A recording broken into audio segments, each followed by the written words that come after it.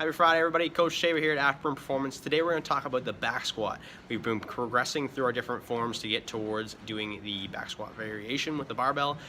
So we're going to talk about that today. The back squat works a little bit more on the back extensor muscles and relies on that. And so one of the things is if you have low back pain or things like that, we don't usually give this out to people.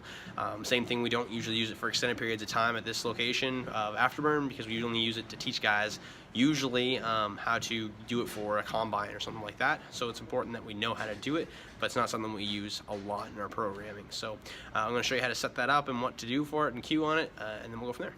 Awesome, everybody. So to get yourself set up to do the back squat, you want to get yourself set up with the bar set up around that chest height or collarbone height. So you have enough room there when you get underneath and you get yourself set up with that position, you're able to stand up and not hit the rack position here and not get yourself set off center and all with that. Hands are outside the shoulders to start. You're going to want to step underneath and plant the bar right across the upper trap muscles here. If you want to use a pad, by all means, feel free to do so. But people that are trying to do the high bar position without the pad, that's where you're going to want to try to set it, not on the actual bone itself of the spine, C7. That's the high bar position, and there's a low bar position. We're not going to get into the low bar today, but for the basic purpose of just wanting to know how to do it, high bar is where we're going to try. So from that position, you're going to want to try to pull the shoulder blades together, bring the hands in nice and tight, and then kick the elbows back. By kicking that back and bringing the head and neck back, we make a kind of counter torque, so that way the bar stays nice and tight to your body. And after that, from the hips down, the back or the squat itself is actually the same. So get ourselves set underneath, got out of my muscle tissue here, bring my hands in nice and tight. I step up, slide back, so I'm trying to push my neck back, getting that nice extra chin, and then kicking the elbows back so that way I'm nice and sturdy. The bar doesn't really move. What I can use too as well to sit down to is the bench or box. So it gives me a target to kind of set up with. Feet are hip width apart, and I'm going to push my hips back as I squat down and back up.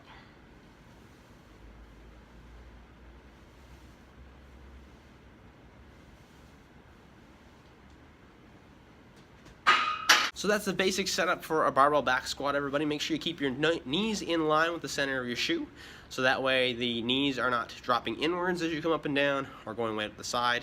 Again, we want you to get that counter torque by having our neck brought back, getting that extra bit of chin stuff going on here. That is not always visually appealing, but hey, it works. And kicking the elbows back, so as that push forward with the hands and the elbows, you're getting that kind of push back on the neck. It makes a really sturdy surface for you for that high bar squat. The difference between the high bar and the low bar squat is just how much, how vertically your body's gonna be able to actually stay up. So if you move the bar slightly down farther in order to maintain your center of mass, you're gonna have to lean forward more. And we really don't wanna coach people extra forward lean, considering they already do that. But some people will only be able to low bar squat for the most part in some positions as a beginner, but we try not to do that a whole lot anyway. If you're in that position, we would regress you to something else anyway. So again, the back squat, it's got compressive forces on there, so we don't do it a whole lot, but it's something that people do like to know about and want to be able to coach up on it. So here's what you can do for that one, and if you have any questions, please feel free to leave them in below, and we'll try to get back to them. Like, comment, subscribe if you have anything else, and we'll see you next week. Hi everyone, Coach Tabor here. Thank you so much for watching. If you'd like to stay up to date with what's going on at Afterburn Performance, please take some time, go like our Facebook page and follow us on Instagram. If you want to see more weekly content from myself here, Coach Tabor, then subscribe to our YouTube page and I'll be putting out videos weekly. Thank you so much for watching and have a great week.